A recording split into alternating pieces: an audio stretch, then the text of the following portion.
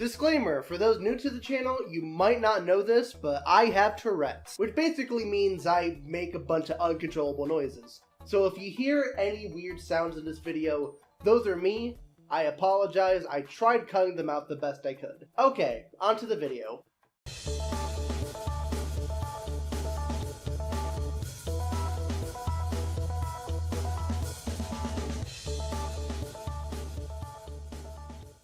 Okay, season tier list. I don't know how to add my own, unfortunately. First movie, S tier. Need I say more? It's a phenomenal movie. It's a good start to the SpongeBob cinematic universe. It's funny. It has a good story. The animation is drop dead gorgeous. It's a fun hero's journey. There's like really high stakes, and I really love it. So yeah, I definitely say it has to be an S tier, and it is such an honor to be a part of the SpongeBob movie Rehydrated with you, Scuff.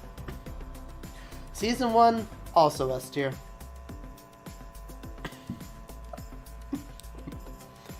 Well, it's where it all began. And although, like, it's not as funny, it makes up for it with, like, a lot of good world building and, like, a charming style.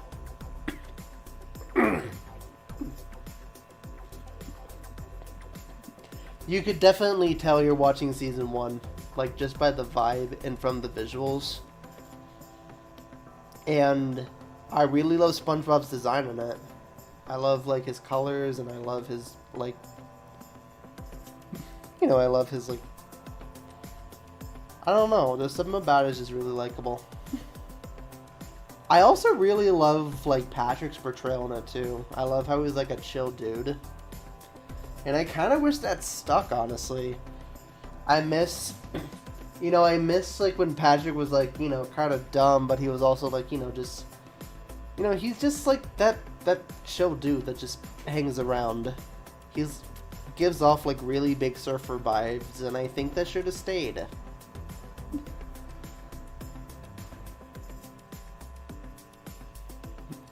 I also miss when like Patrick was sort of a mentor to SpongeBob. There's a lot of things I miss in season 1, honestly. Like, I miss Mr. Krabs' portrayal too. I think he was a lot more well-rounded in season 1. He was greedy, but he was also, like, a good father figure to SpongeBob. And, Sandy was also a lot more diverse. And, by God, the underwater atmosphere was gorgeous. Like, for example, the opening shot in jellyfishing is really beautiful. Also, even though I'm happy they brought back Bubble Bass, I really wish they kept him as an antagonist. Season 3, S tier. Probably my favorite season. I just think it's the funniest. I think it has the cleanest animation.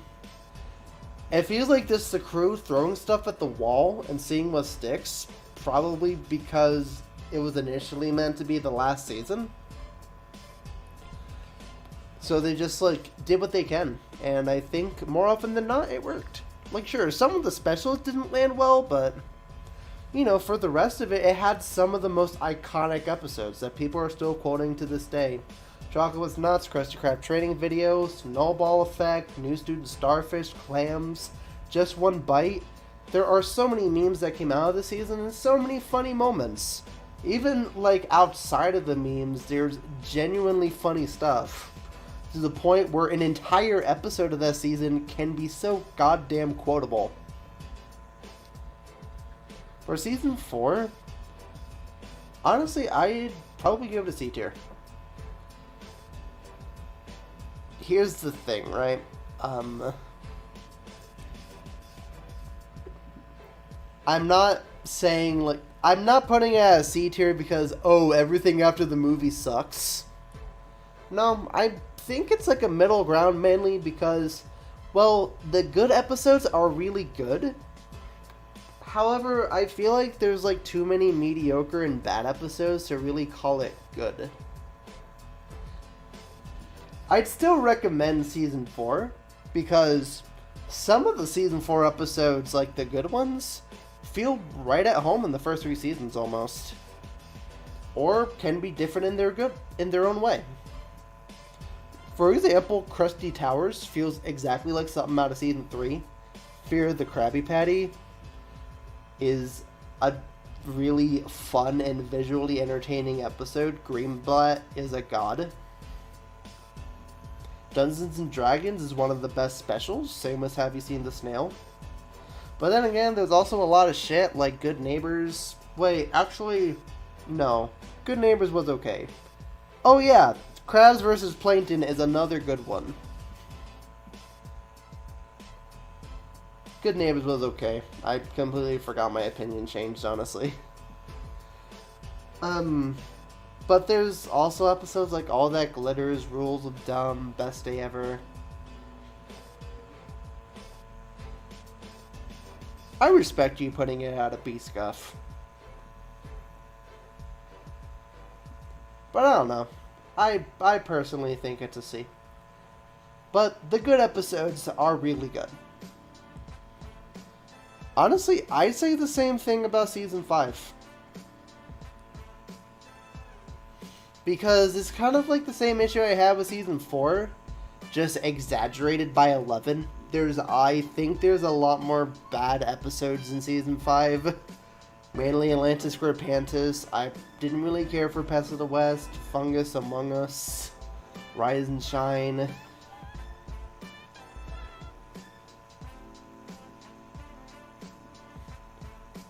Pat No Pay. Like, Season 5 definitely took a lot more risks, and I felt like that was necessary. Because, you know, it's 5 seasons, and I felt like they did all they could with, like, staying faithful with Season 4. I'm happy that they took a lot of risks. But due to taking a lot more risks, some of them worked, some of them didn't, which led to a lot of bad episodes. It's so weird how there are really good and really bad episodes right next to each other. I agree. It's fun to go back to rewatch the good ones. Oh, yeah, I full-heartedly agree. Just like with Season 4, the good episodes in Season 5 are really good. Like Friends or Foe, Roller Cowards, Spy Buddies. What else is there? Oh, Picture Day's another good one. Crabs a la mode. Damn, I hate how I'm like blanking on a lot of these episodes.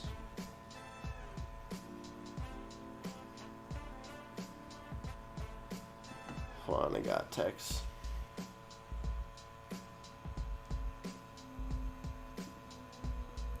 But yeah, long story short, it's a it's a mixed bag of a season. I can't stand Picture Day, honestly. It's so frustrating to watch to me. That's understandable. I could definitely see why it can be frustrating. It definitely has a lot of repetition. And Patrick's part definitely pissed me off. But for like the concept, like I definitely think it's a good premise, and I love all like the goofy ways like he kind of like gets hurt. Season 8, C.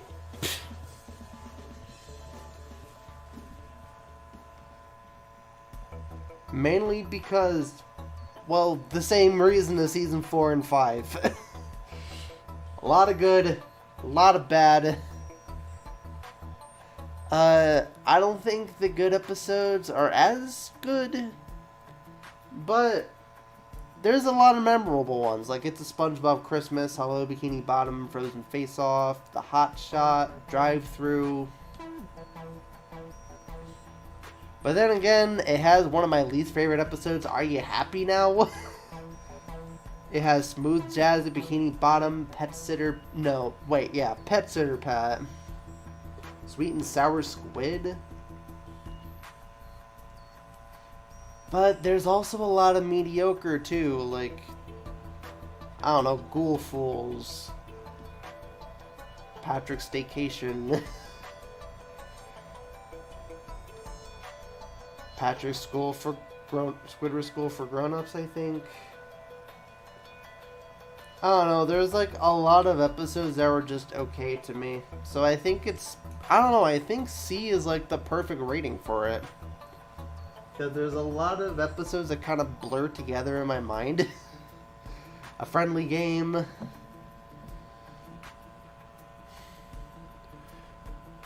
Okay, for season 9, C. However, this time it's for a different reason. Wait, you know what? B tier. I think it's okay calling it a B tier. Because here's the thing. The first half of season 9, super boring. I nearly fell asleep when binge watching it again. There was just a lot of episodes that were just mediocre. But then we have 9B, which is a lot more entertaining, a lot more funny, a lot more expressive. Honestly, I'd put it at an S tier if it didn't lump season 9 together. Because it's one of my favorite seasons, if I'm being honest. I think it's super, like I love how it, like, you know, I love how it has, like, a different form of comedy, a different form of dialogue-based comedy. And I also love, like, the more expressiveness, because after a while of, like, having, like, the stiff season 8 and 7 and stuff, it's so fucking refreshing to see it go a little off model again, and a part of me wishes it kind of stayed. Like, it has, like, a sort of visual charm to it that I really enjoyed. Though I think we're kind of getting something similar nowadays, though. Just a little wackier. Sponge Out of Water, S tier. I love it. Definitely think the first movie's better, but I love the movie. I love the animation and compositing. Both the 2D and 3D segments are absolutely gorgeous. It feels like they just threw a lot of stuff in a blender. It feels like they had a lot of ideas that they could fit into one movie. Though due to that, the plot's kind of a convoluted mess. But I'm gonna be honest, I love the convoluted mess that it is. Because despite it being a mess, it still tells a cohesive story that makes sense. I also really love the team up of SpongeBob and Plankton. I think it's a very interesting duo, and I love that they made an entire movie dedicated to it. I'm happy, I'm really happy that it was like a movie that Hillenburg and Tibbet collaborated on together. It's not perfect, but then again, neither was the first movie. I really do not like the seagulls, and Antonio Banderas, I feel like could have been fleshed out more. Also, the advertising really pisses me off. They tried advertising it as a full CG movie, even though that wasn't the case. It's mostly 2D. Just own up to it. I'm starting to think that's why Sponge on the Run was CG. So they wouldn't have to be ashamed. Speaking of which, Sponge on the Run, let's pretend this is Sponge on the Run. C tier. I think it's okay. I love the animation. I love, how the characters are returned to their roots. However, I feel like there's a lot of stuff that is un-SpongeBob. I'm very mixed on the pop music in it. The dream sequence could have been cut entirely. I hate Keanu Reeves. Not the actor, he's great. I just hate what they did to his character in the movie. Sponge on the Run is mid. And the beep is beep garbage. What? The reviewers finally got to you on the perception change over time, huh? Lol, me too.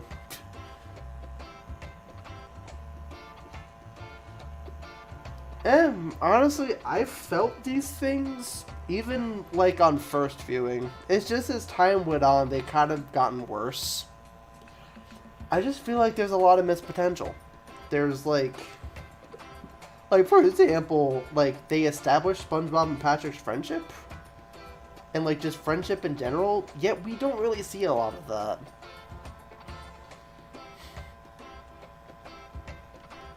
Like sure, SpongeBob and Patrick do get along for the most part.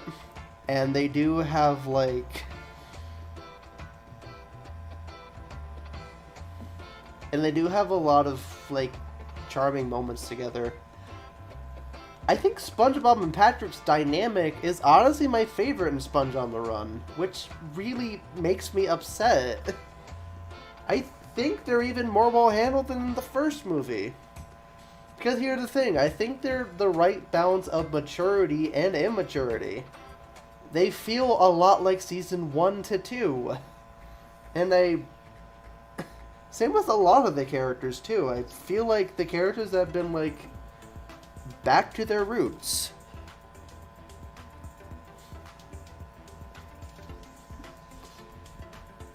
But like, I don't know, I feel like the character development could have been better on SpongeBob.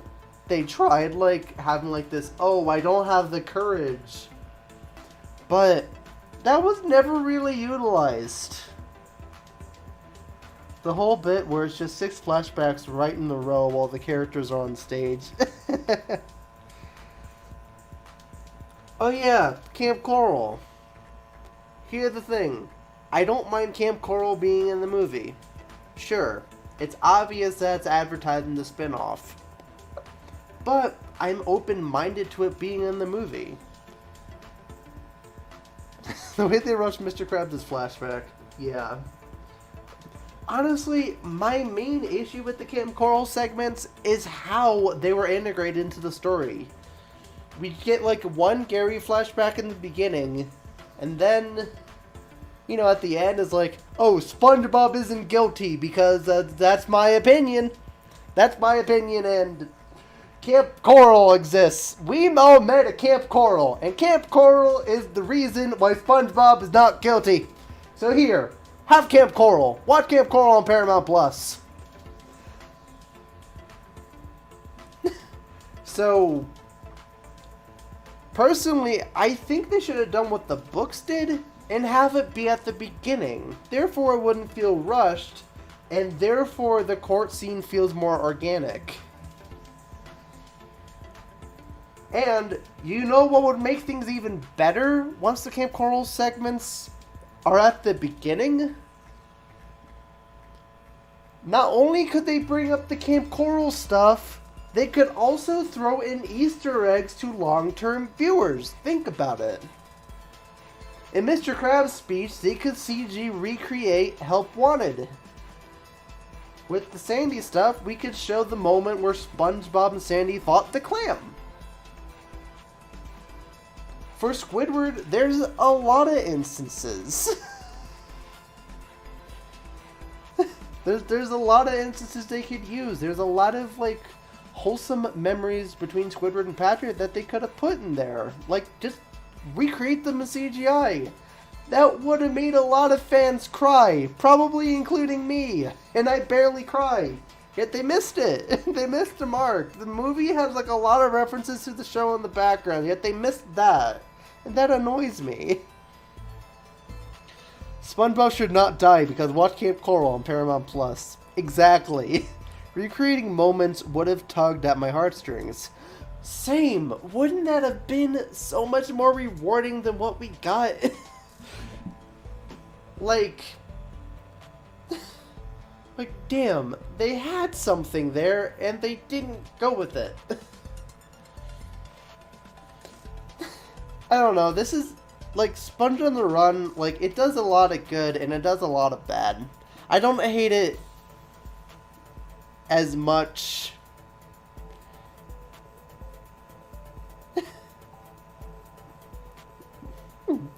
That would bring up the movie a lot.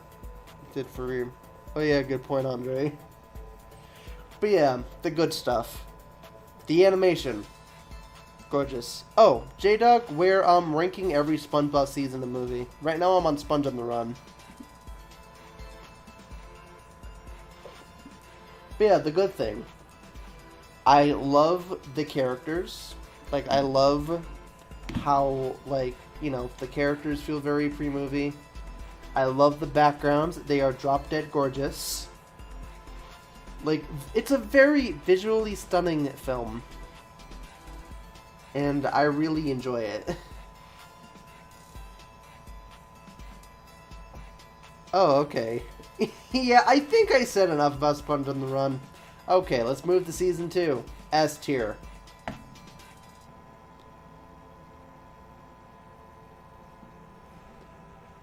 I love Season 2. It has a lot of memorable episodes. I don't think I can really say a single dud. I don't think there's really a single bad episode for me. Sponge Out of Water S tier? Yeah. Yeah, I think it's a really good movie.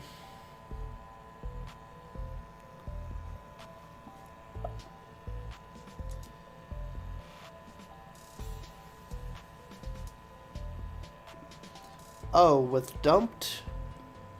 I liked Dumped. Like, I know a lot of people didn't really like Dumped, but honestly, I thought it was a heart-wrenching story. I really felt for SpongeBob. Tom Kenny gave a phenomenal performance in that episode. Sure, the ending was kind of like a cop-out, sure, but I don't know. I think it handles, like, the stages of grief of, like, losing a pet or a loved one pretty damn well. And due to that, I don't know, I think it does a good job of, like, showing an emotion other than comedy. Love the line weight in Season 2. Me too. Yeah, Spangeeks is a good one, though I do have a hot take. It's not my favorite episode of the series. I'm sorry. I don't think it's the best episode of SpongeBob SquarePants. It's definitely up there. It's definitely in my top 10 for sure. But I wouldn't say it's my favorite. I just think there's a lot of episodes that are funnier.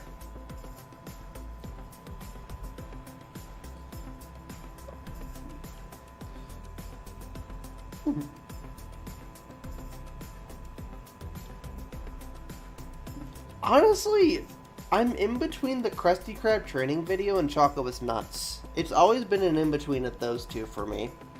One for Krusty Krab training video because it tries something different and succeeded, and Chocolate with Nuts because it has like a simple premise, and it just runs with it. I feel like those two are like peak SpongeBob for me. Oh, and Midlife for Station. Fuck Nickelodeon for banning it. But anyway, Season 2. To get back to your point of Grandma's Kisses Scuff, I don't really think that one's my personal favorite. However, it's still a good episode, and I think there's a lot of funny moments, like Freeform Jazz.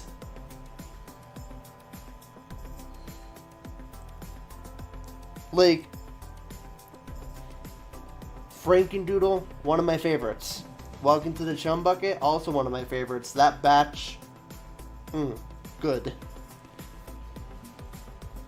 Dying for Pie is also a really good one. I really love the sunset scene. It's probably one of my favorite scenes in SpongeBob ever.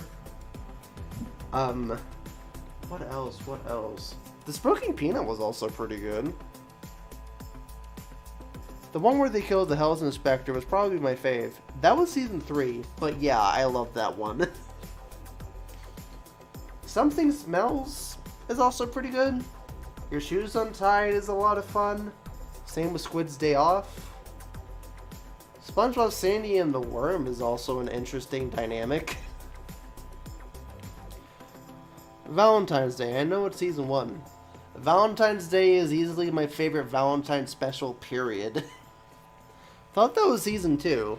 Hey, that's okay. A lot of people blend season 2 and 3 together, probably because both are pre-movie seasons with digital inking. But yeah, I agree with what Scuff says, with it being a perfect in-between of season 1 and 3. That's why I love it. It's like an extension of season 1, but it doesn't go as crazy as season 3 does. It's like a nice balance. I could guess on and on about pre-movie, honestly. You've probably heard it all before. Let's get to season 6. D.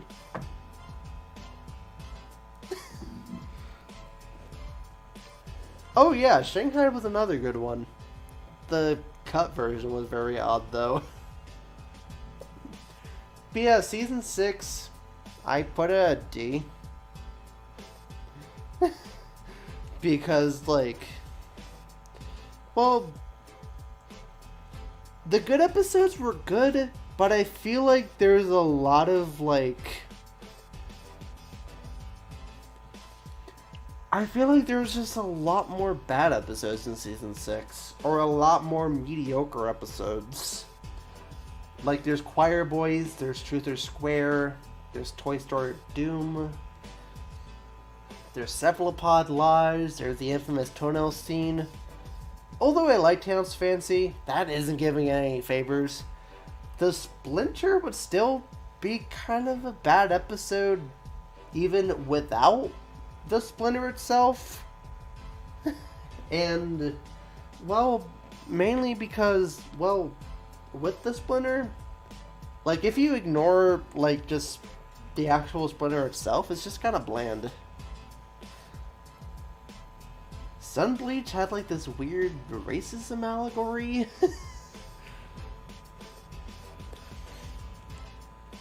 I just feel like season 6 is just the season where they finally hit seasonal rot.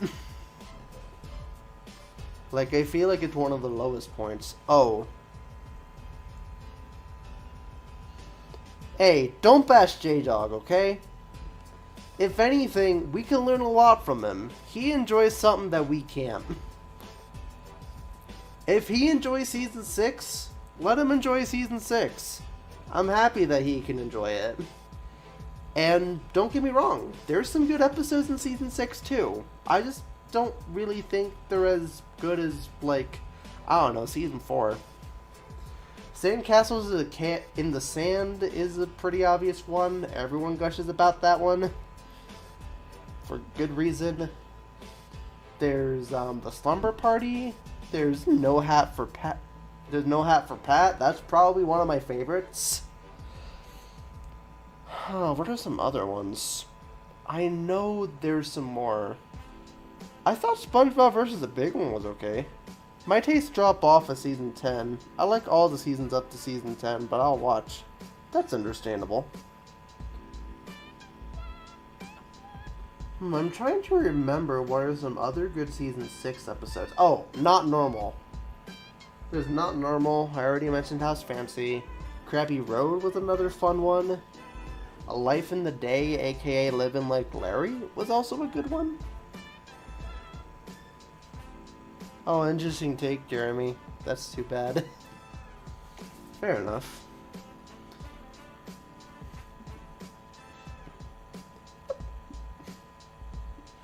But yeah, that's my take on season 6. There's just a lot more bad than good. However, it is interesting how it's bad. Unlike season 7, F. I put season 7 at F, not because the bad episodes are, like, that bad, but mainly because, well, I think season 7 is the most bland, boring season in existence. The good episodes aren't that good. The bad episodes aren't really that bad in an interesting way, outside of, like, a few exceptions, like A Pal for Gary.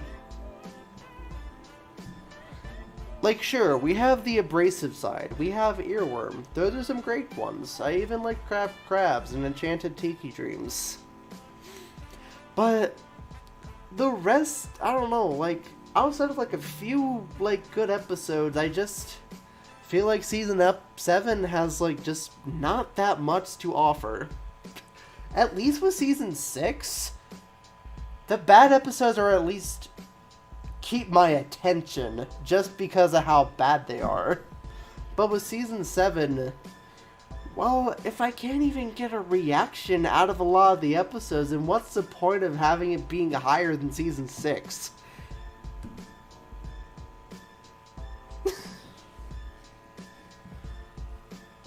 Like, it's hard remembering anything from the season.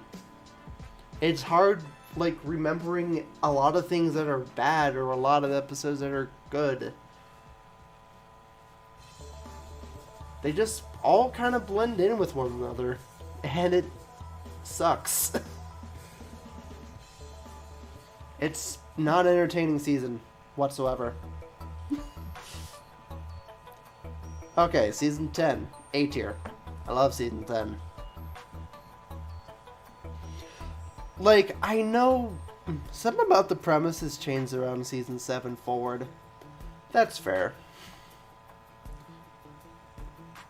But yeah, with season 10, fun fact, it's easily the shortest season ever.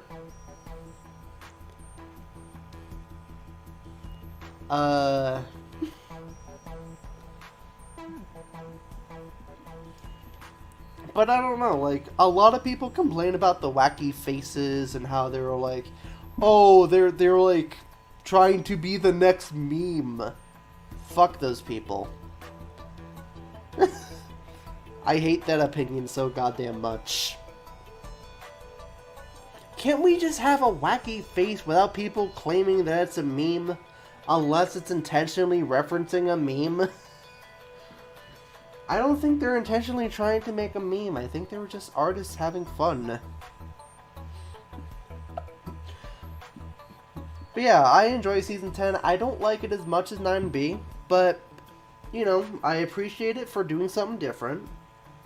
I think this is at the point where, like, you know, things were, like, definitely a lot wackier, but they're not, like, too wacky to the point where it's hard to follow. Me too, I love the wacky animation. I also thought the stories were very interesting too. Like Unreal Estate, Code Yellow, Out of the Picture. I really like Patrick's Coupon. Feral Friends. There's a lot of really memorable episodes in season 10. Face Freeze is season 8. This is when I saw Steven in the credits again, and it was an amazing feeling. Right? Yeah, you could definitely tell Hillenberg was involved. Especially with Feral Friends.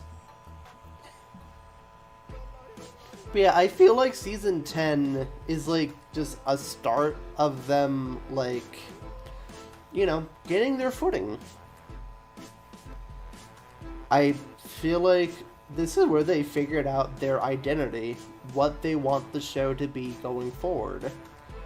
And I really appreciate that, because, like, sure, like, they could have just done what they continue doing, but I do appreciate, like, even though I do appreciate, like, 9B a little bit more, I still appreciate season 10 because it's good, but it's good in a different way to, like, what the first 3 seasons were.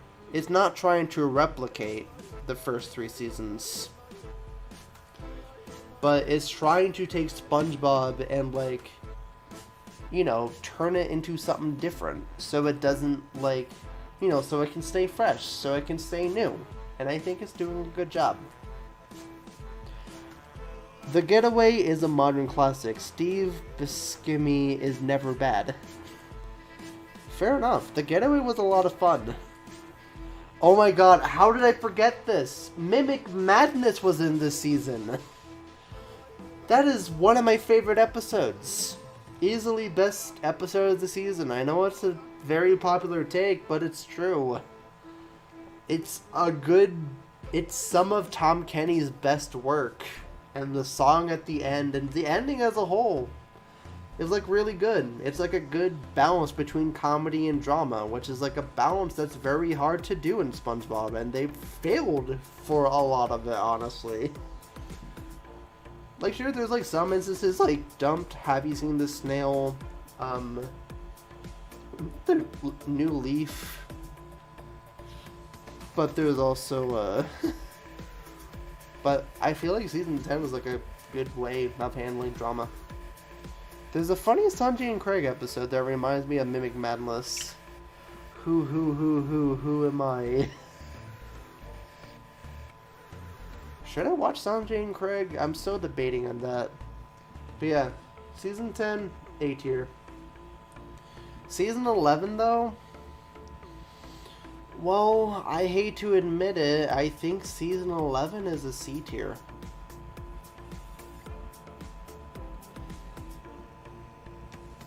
There's a lot of good episodes in it. But don't get me wrong, I love a lot of the episodes in it. Like, I like Pat the Horse, I like Chatterbox Gary. What else? I'd see 11. Oh, Stuck on the Roof is another good one. I think Nose Pictures, Please was also a good one. What else is there? What are some other good episodes in season 11? I think that's the reason why I thought it was an okay. When I rewatched it, there was just a lot of episodes that kind of blurred together. Oh wait, Drive Happy. Drive Happy is a good one. Karen's Virus. How did I forget Karen's Virus? It's been a while since I've seen season 11.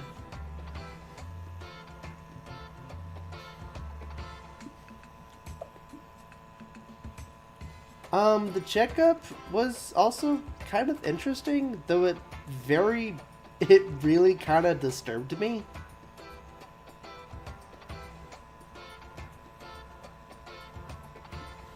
Spa Returned was also a lot of fun. Bottled Burglar was cool. The Grill is Gone is another fun one. Larry the Lobster Crabs, though. I love that. I'm Mr. Krabs, and I love money! But yeah, I can't deny there's a lot of good episodes in season 11. It's just a shame that, like, a lot of them just kind of blend together in my mind. Hell, like, there's literally only 2 bad episodes for me. Squirrel Jelly and Fun Size Friends. That's really it. The reason why I just put it at the C tier is just because, well, it's mid. That's the best way I could say it. It's like middle of the road. Which is a shame too, because it's one of the most experimental seasons. And you think one of the most experimental seasons would be a lot more interesting. But a lot of the mid-seasons are also very weird. For example, I did not care for Don't Feed the Clowns. I don't really care about that portrayal of clowns, honestly. I don't know. It just feels odd of having clowns be depicted as wild animals now. Also, that episode was just, oh, clown tries taking normal job. He does antics.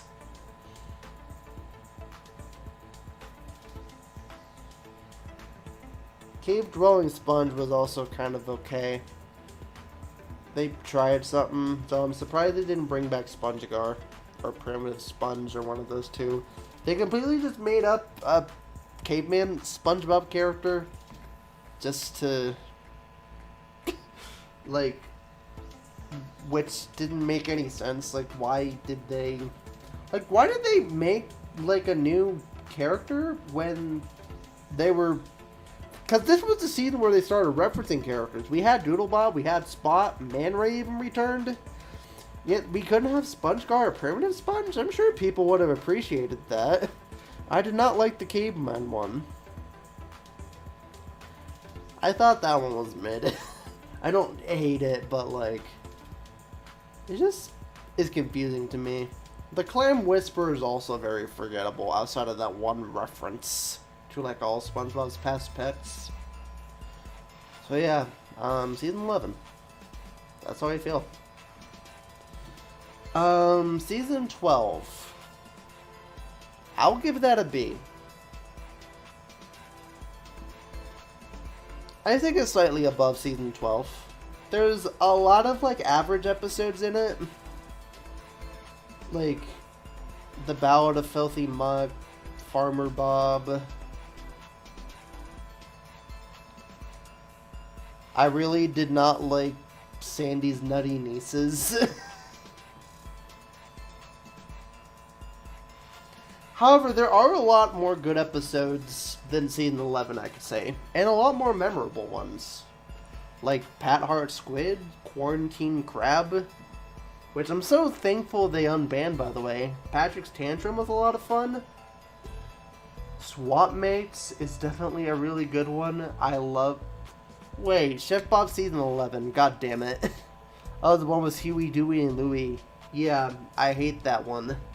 I hate Sandy's Nutty Nieces so goddamn much. They're so annoying. I really hope they don't show up in the Sandy movie. What else? Oh, Breaking's another good episode. Cookie Kooks was very interesting. Especially the Vor.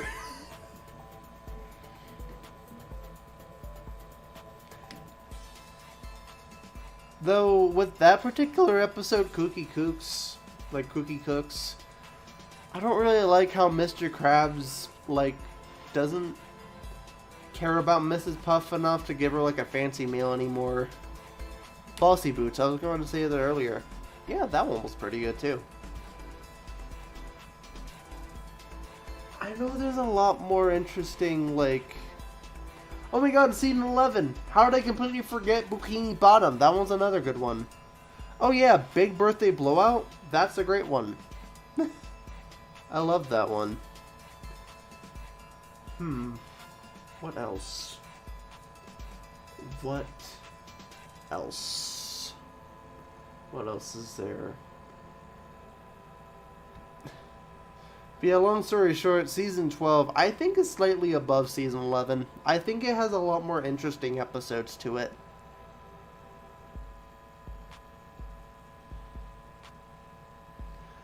And for the last one, season 13, you know what? I'll give that a B too. However, if it keeps going the rate it's going now, I might bump it up to an A.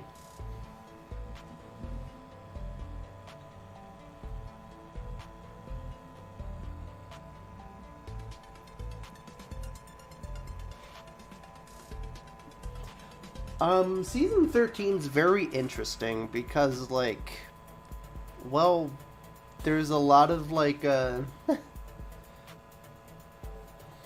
know, there's some episodes that are more mid. I think so far there's only been like one outright bad episode. The season's also very interesting because this is when the spin-offs sort of start. And with the spin-offs,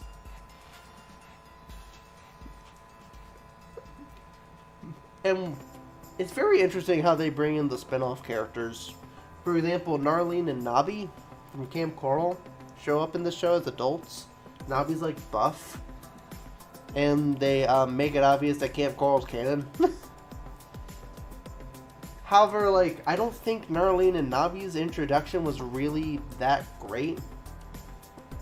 It just felt like they were like, okay, Narlene and Nobby are in the show now. Now what? So they just had a bunch of, like, hillbilly, like, narwhals just show up, and we have Plankton's family. And... it just... it just didn't feel that great. It's just not that great of an episode. Which is a shame, because I like Narlene and Navi. I think they're interesting characters, and they could add a lot more female representation in the show, which is always welcomed. I just wish their introduction was a lot better. But, Upturned Girl, I think it's pronounced, was a lot better introduction to Narlene. Like, I think it was a good job of, like, integrating them.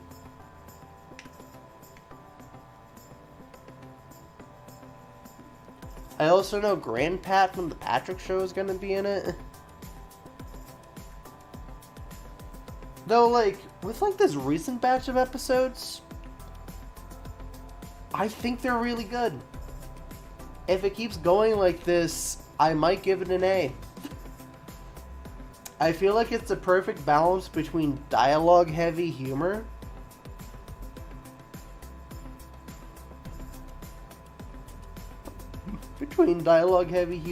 and, you know, and, like, quirky slapstick.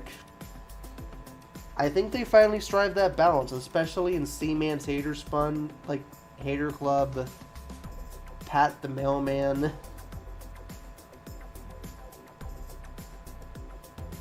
That recent bad guy episode thing, Say Aw.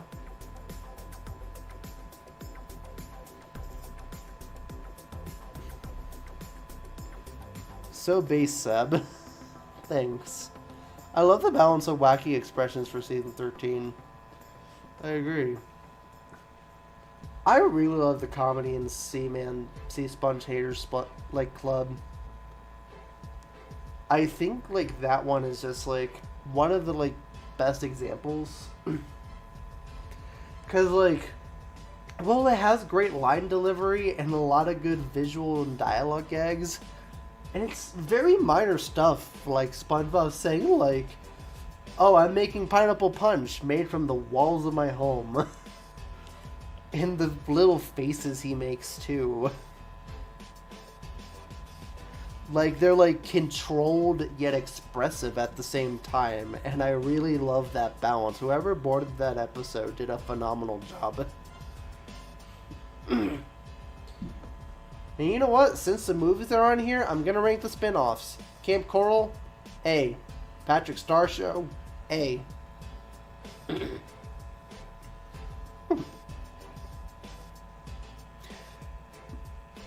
I think both of them are just A. I don't think they're as good as the main series, which I honestly consider an S, if the main show itself was on here. But when it comes to Camp Coral and the Patrick Star Show, well, they're both good. Not as good as the original show, but they're good in different ways. I like Patrick Star Show's more surreal humor. And, like, it's more experimental animation. And I think the wackiness there is actually a lot more fitting than SpongeBob. Well, with Camp Coral, I love its more down-to-earth nature. And, like, the little bit more controlled environment. And I think some of it's, like, probably due to the CG in Camp Coral, which means, you know, like, the animation, like, is a little bit more limited, so they can't really go as wacky as they could in the main show. Like, they definitely do. They definitely try, and I think the attempts are definitely really good, even if it can come off as a little off, like, on model at points, but I don't know, I like the more, like, simplistic premises in Camp Coral. It feels a lot like the first 3 seasons, honestly. You know, where it's just, like, simple premises just bumped up. Like a simple game of tag.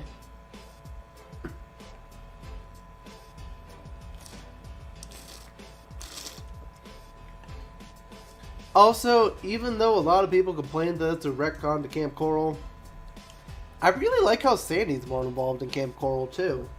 And how, like, instead of it just being SpongeBob and Patrick, it's typically SpongeBob, Patrick, and Sandy.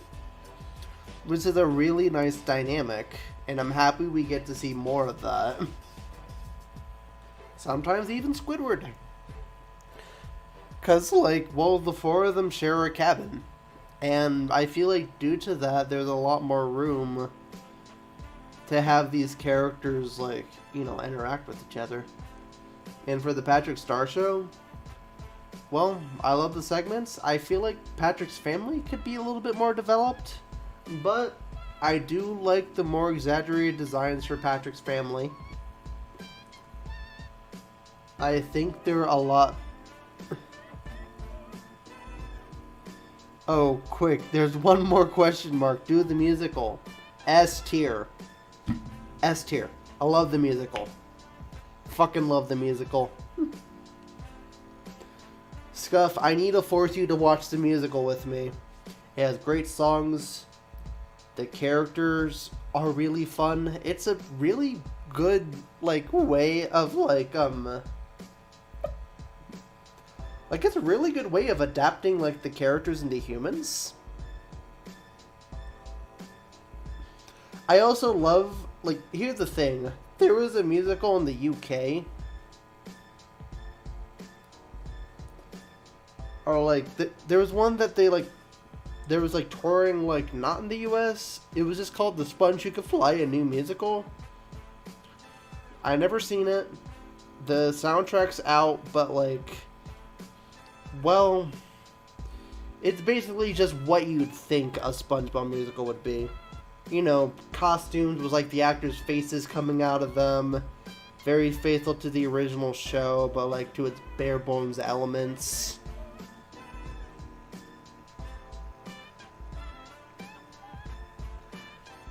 The only real interesting thing about it is that it has a season 4 writer, and, well, when it toured in Spain, SpongeBob's costume was like an animatronic. But I definitely think the musical we got in the US so much better. I think it has a lot more heart to it. And I think there's a lot of stuff that adults can enjoy. Maybe even kids. It's a little odd seeing SpongeBob getting, like, a little bit more political. However, I do, like, think it's an interesting commentary. I especially love what they did to Sandy, kind of treating her like a minority. I'm sure that's a thing a lot of people can relate to. And it's something that's been explored in the show a lot. So it's really cool, like, how they, like, bumped that up and made it something that's, like, very, very meaningful. And, like, hell, it took a lot of the characters and made them meaningful. Like, they bumped, like, a lot of the characters' motivations up. Well, SpongeBob's always been about capitalism a bit when you think about it. One of my favorite out-of-context lines in SpongeBob the Musical has to be, "You can always trust the government." But, like, yeah, I think the characters are very well handled.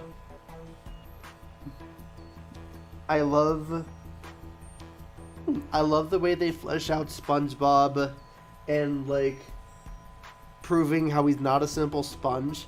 That's what Sponge on the Run should have been. I'm just saying. They established SpongeBob's lack of courage, and they did something with it by having him save Bikini Bottom. Yeah, I love the way they flesh out SpongeBob, giving him a goal of being manager and, like, having the courage to save Bikini Bottom. Trying to figure out what his thing is. Wasn't there a cut line about capitalism? Maybe? I like how Patrick's, like, motivation is, like... I like Patrick's motivation of being, you know, like, having nobody listen to his ideas. Which I think is a very interesting thing that they picked, because, well, way back in, like, in the early seasons, Patrick did have some ideas that not a lot of people believed him on, like inflatable pants. Not a lot of people believed him with inflatable pants. But So it's interesting how they took that one-off joke and they made an entire character arc. I already gushed about Sandy. Even Squidward's kind of relatable on how, like, he wants to share his dreams. Like, he wants to share his, like, musical, you know, his, like, passion project, but nobody gives a shit. And hell, Bikini Bottom's a lot more established in this movie. They have a national anthem, and how they all, like, come together is very interesting. I'm not a...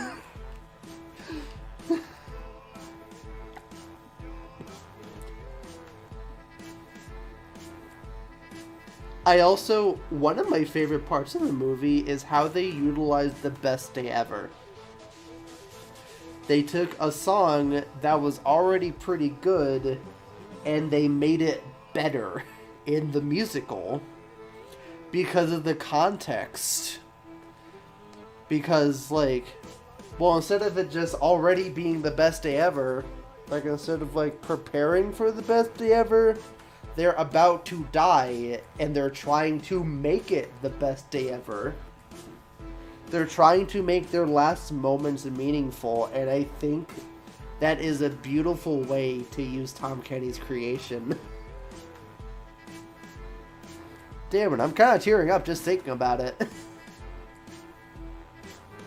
It's really that meaningful of a SpongeBob project. It's almost like a reboot I never knew I wanted. It's like a love letter to the franchise, and I recommend it. I honestly recommend it to even, like, anyone who isn't even a musical fan. If they're just a SpongeBob fan, they should still watch it. I will not let a SpongeBob fan live a day without seeing the musical, because I think it's that good. Solid 8 out of 10. Maybe even 9 out of 10. They really outdid themselves. It could have been a disaster, but yeah. I'm sorry, I'm gushing. Alright, agreed. Alrighty then, mate. It's been fun, but I must head off and do my own thing, lol. Have a good night, my guy. Have a wonderful rest of your almost 5-hour long stream. You know what? This is a good way to end it.